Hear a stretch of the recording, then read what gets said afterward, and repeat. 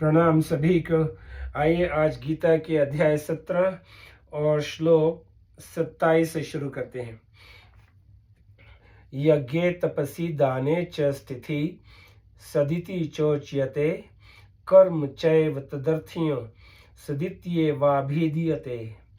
मतलब यज्ञ, तप और दान रूप क्रिया में जो स्थिति मतलब निष्ठा है वह भी सत्य ऐसे कही जाती है, और उस परमात्मा के निमित्त किया जाने वाला कर्म भी सत्य ऐसा ही कहा जाता है। व्याख्या: यज्ञे तपसि दाने च स्थिति सदिति चोच्यते। यज्ञ, तप और दान रूप प्रशंसनीय क्रियाओं में जो स्थिति होती है वह सत्य कही जाती है। जैसे किसी की सात्विक यज्ञ में, किसी की सात्विक तप में और किसी की सात्विक दान में जो स्थिति निष्ठा है, अर्थात इनमें से एक एक चीज के प्रति हृदय में जो श्रद्धा है और इन्हें करने की जो तत्परता है वह सनिष्ठा कही जाती है। क्षमा करना भगवान।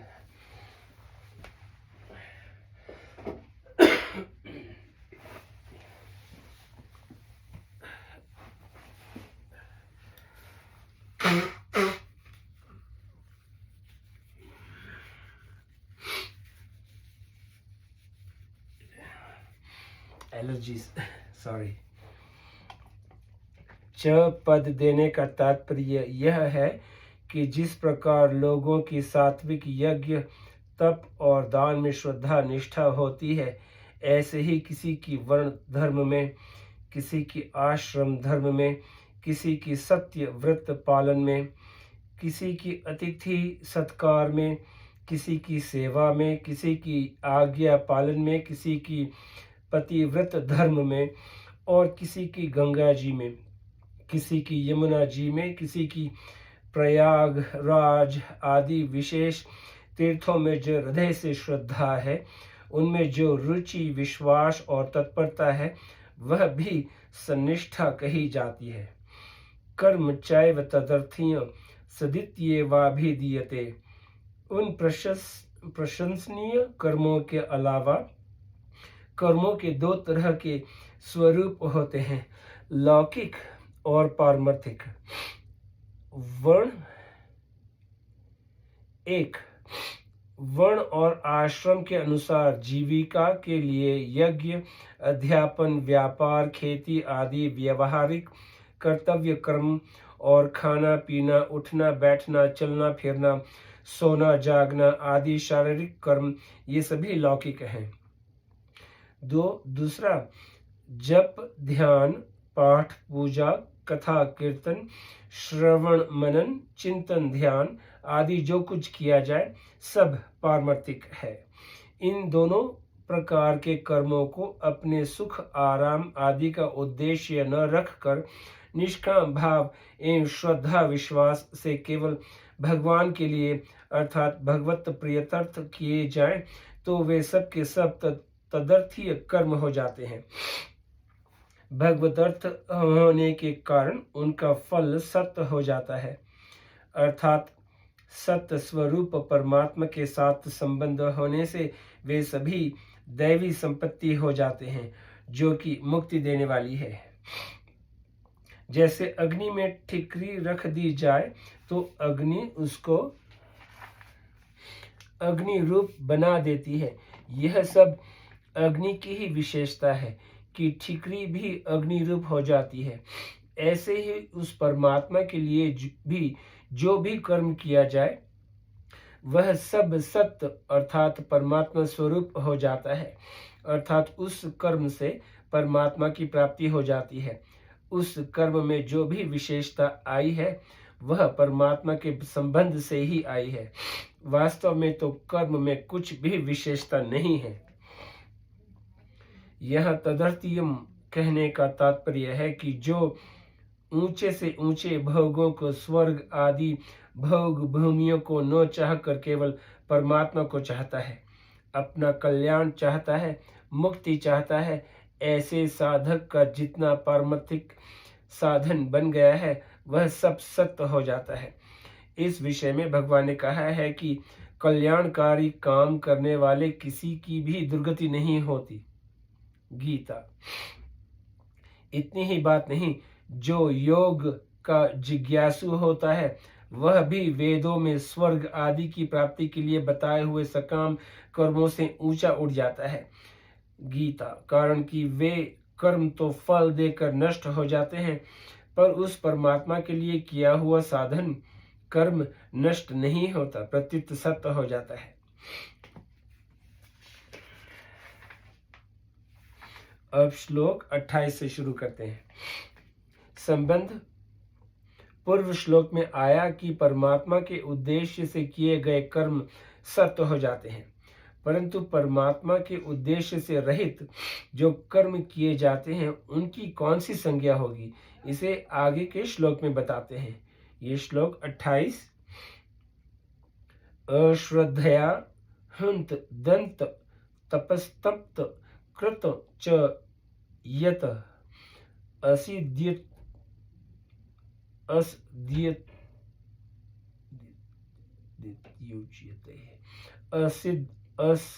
असदित्युच्यते पार्थ च तत्प्रत्य नो इह।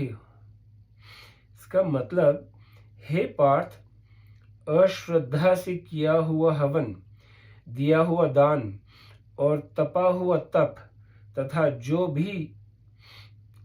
भी कुछ किया जाए वह सब असत्य ऐसा कहा जाता है। उसका फल न यहाँ होता है न मरने के बाद ही होता है, अर्थात उसका कहीं भी सत्य फल नहीं होता।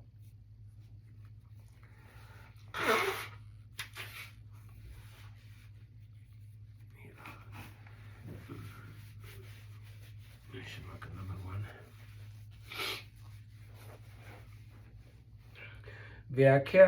अश्रद्धया हंत दंत तपस्तप्त कृत च यत। अश्रद्धा पूर्वक यज्ञ दान और तप किया जाए और कृत च यत अर्थात जिसकी शास्त्र में आज्ञा आती है, ऐसा जो कुछ कर्म अश्रद्धा पूर्वक किया जाए वह सब असत्य कहा जाता है। यहाँ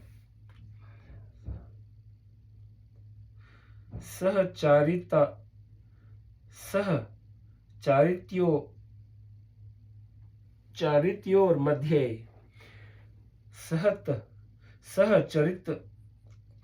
सहचरितैस्यव्य ग्रहणम। व्याकरण के इस न्याय के अनुसार यज्ञ दान और तप के साहचर्य से कृतम पद से शास्त्रीय कर्म ही लिए जाएंगे।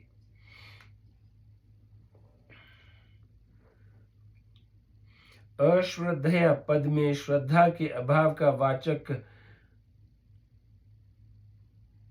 नन समास है, जिसका तात्पर्य है कि आसुर लोग परलोक, पुनर्जन्म, धर्म, ईश्वर आदि में श्रद्धा नहीं रखते, वर्ण धर्म नहीं, आश्रमचारी, श्रुति विरोध रत सब नर नारी मानस, इस प्रकार के विरुद्ध भाव रखकर वे यज्ञ दान आदि क्रियाएं करते हैं।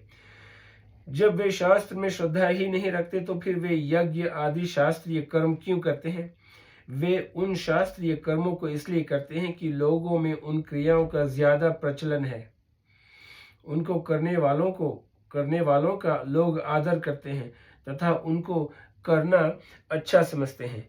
इसीलिए समाज में अच्छा बनने के लिए और जो लोग यज्ञ और आदि शास्त्रीय कर्म करते हैं उनकी श्रेणी में गिने जाने के लिए वे श्रद्धा न होने पर भी शास्त्रीय कर्म कर देते हैं। असदित्युच्यते पार्थ न च तत्प्रत्य नो इह।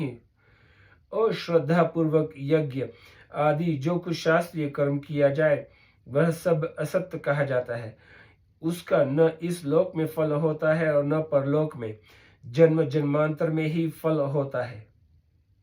तात्पर्य यह है कि सकाम भाव से श्रद्धा एवं विधि पूर्वक शास्त्रीय कर्मों को करने पर यहाँ धन, वैभव, स्त्री, पुत्र आदि की प्राप्ति और मरने के बाद स्वर्गादि लोकों की प्राप्ति हो सकती है, और उन्हीं कर्मों को निष्काम भाव से श्रद्धा एवं विधि पूर्वक करने पर अंतकरण की शुद्धि होकर परमात्मा प्राप्ति हो जाती है। परंतु अश्रद्धा पूर्वक कर्म करने वालों को इनमें से कोई भी फल प्राप्त नहीं होता। यदि यहाँ यह कहा जाए कि अश्रद्धा पूर्वक जो कुछ भी किया जाता है उसका इस लोक में और परलोक में कुछ भी फल नहीं होता, तो जितने पाप कर्म किए जाते हैं वे सभी अश्रद्धा से ही किए जाते हैं, तब तो उनका भी कोई फल नहीं होना चाहिए।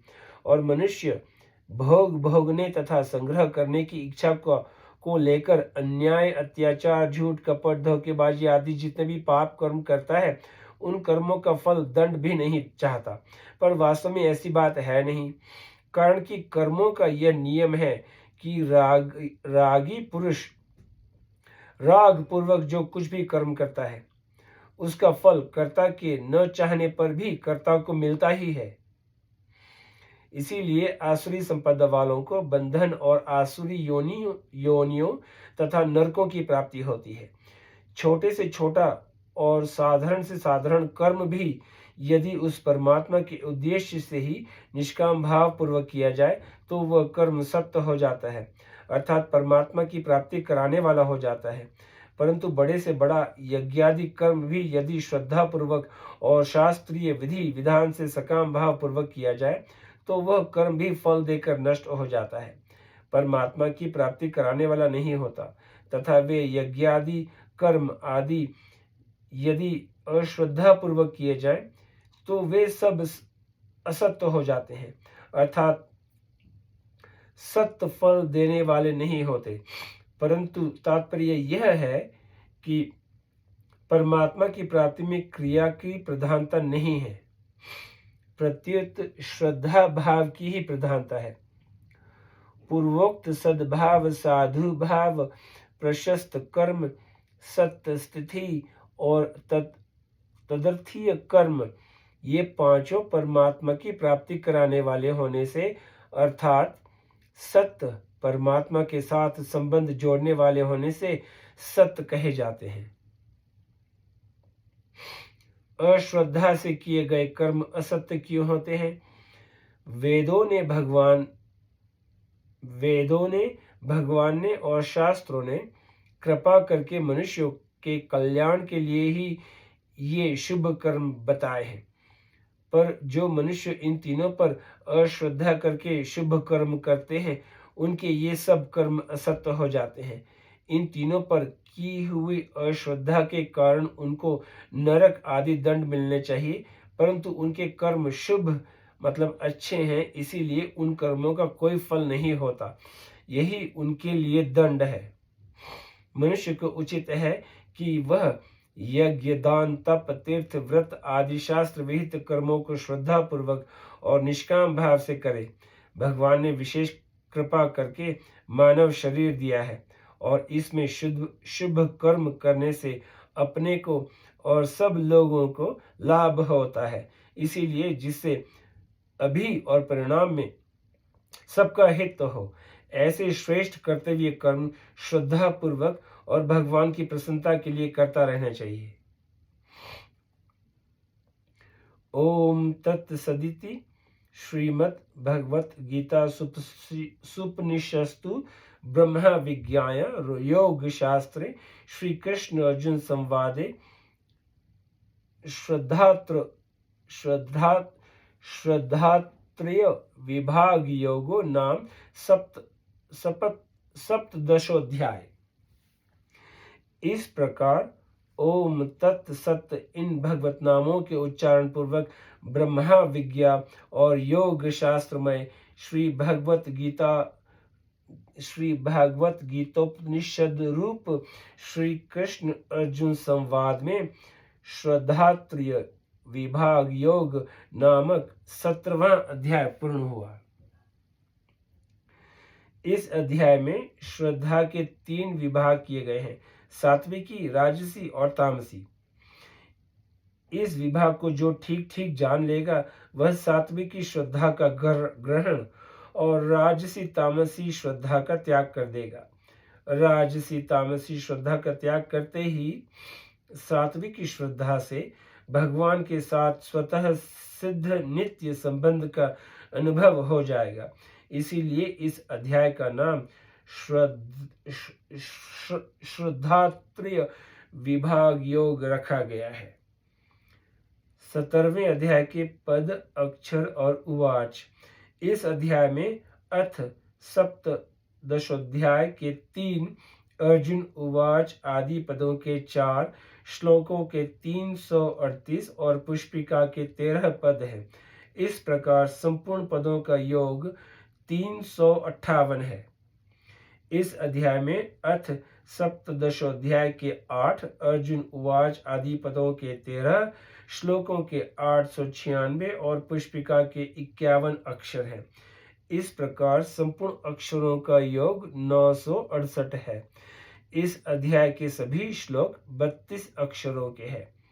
इस अध्याय में 2 उवाच हैं, अर्जुन उवाच और श्री भगवान उवाच। 17वें अध्याय में प्रत्युक्त छंद।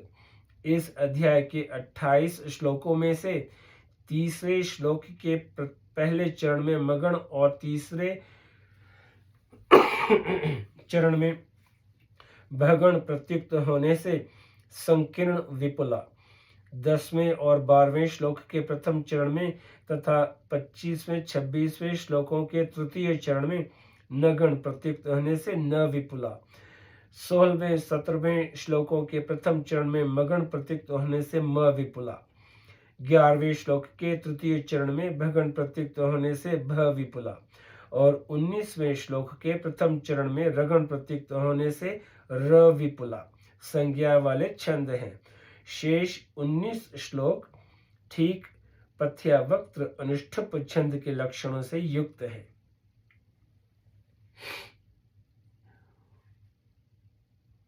पूर्वोक्त सद्भाव, साधु भाव, प्रशस्त कर्म, सत्य स्थिति और तदर्थीय कर्म, ये पांचों परमात्मा की प्राप्ति कराने वाले होने से अर्थात सत्य परमात्मा के साथ संबंध जोड़ने वाले होने से सत्य कहे जाते हैं। आज यहीं पे समाप्त करते हैं, फिर कल नए अध्याय से शुरू करेंगे और ये अध्याय होगा 18वां। आपका बहुत बहुत शुक्रिया। नमस्ते।